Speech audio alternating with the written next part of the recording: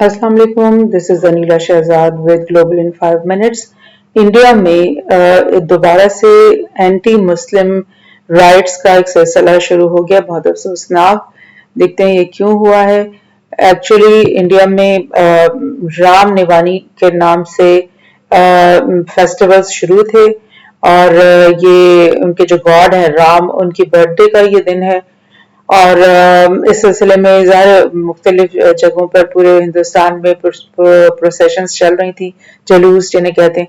तो उसमें ये हुआ कि 4 सूबों में ये हुआ है, बिहार, वेस्ट बंगाल, महाराष्ट्र और गुजरात के। यहाँ पर जो हिंदू फेस्टिवल था उसमें जो प्रोसेशंस थे उनके बीच में एंटी मुस्लिम या कम्युनल जो राइट्स हैं वो शुरू हो गए, बिकॉज ऑफ द रीजन के ये जो प्रोसेशंस थी या जलूस थे, ये हिंदू ग्रुप्स इनको मुसलमान मेजॉरिटी एरियाज में से गुजार रहे थे और वहां से गुजरते हुए वो स्लोगन्स, ऊंचे ऊंचे स्लोगन्स में शाउटिंग कर रहे थे।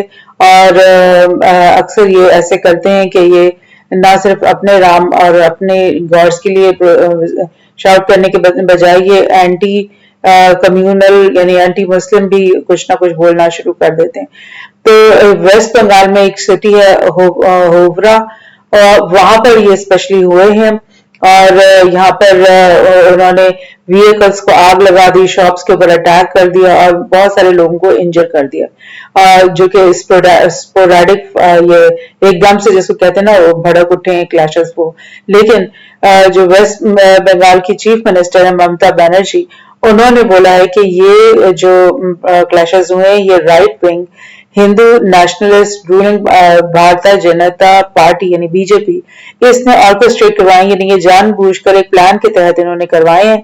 और इसमें जो है वो माइनॉरिटी कम्युनिटीज जो थी स्पेशली मुस्लिम्स, उनको टारगेट किया गया है और ये जो गुंडे थे गूंज बीजेपी के, इन्होंने ये हमले किए हैं।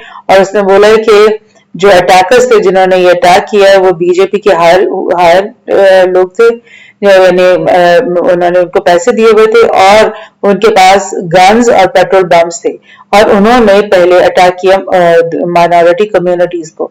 तो ये ममता बनर्जी का जो ये स्टैंड है ये बिल्कुल खुलकर इन्होंने बात कर दी है कि ये बीजेपी और आरएसएस का इसके पीछे हाथ है। और आपको अच्छी तरह से याद होगा कि ये जो गुजरात में वायलेंस हुआ था 2008 में गालिबन, जिसमें मोदी उस वक्त गुजरात का मिनिस्टर था और उस वक्त ये हुए थे और कई हजारों मुसलमानों को मार दिया गया था और उसका आज तक यानी ये कोई यानी अदालती कार्रवाई उसके खिलाफ नहीं हो सकी है।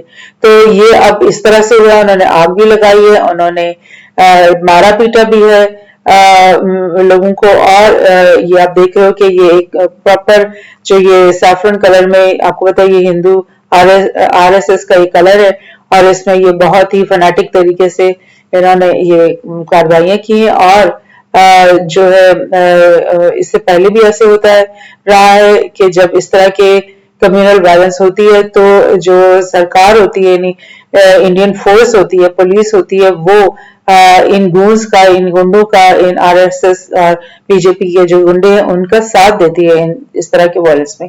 तो ये सब कुछ हो रहा है और लाइक 24 आवर इंटरनेट सर्विस बंद भी कर दी गई है। और आपको पता है कुछ ही दिन पहले पूरे पंजाब में इंटरनेट सर्विस बंद हुई हुई थी क्योंकि वहां पर वो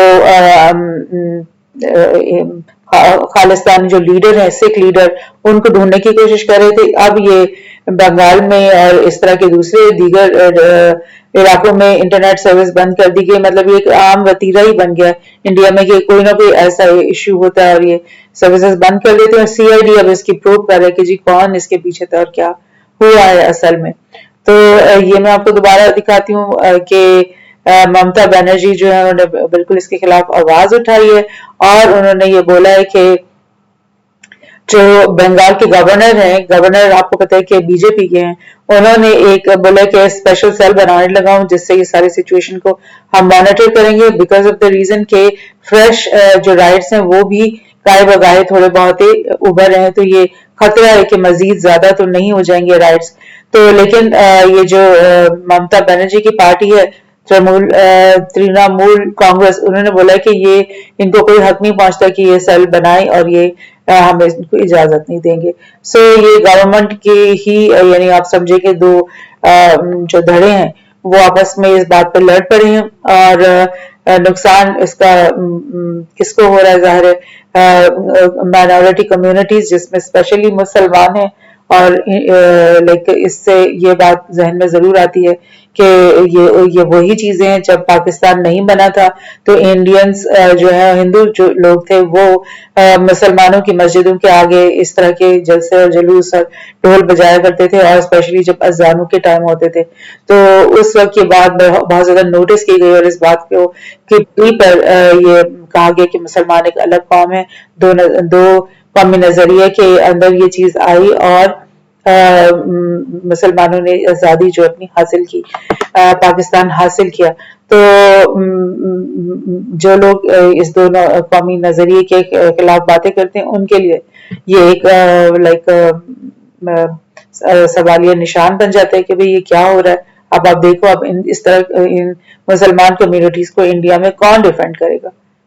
तो देखते हैं, अल्लाह करे ये खत्म हो जाए राइट्स।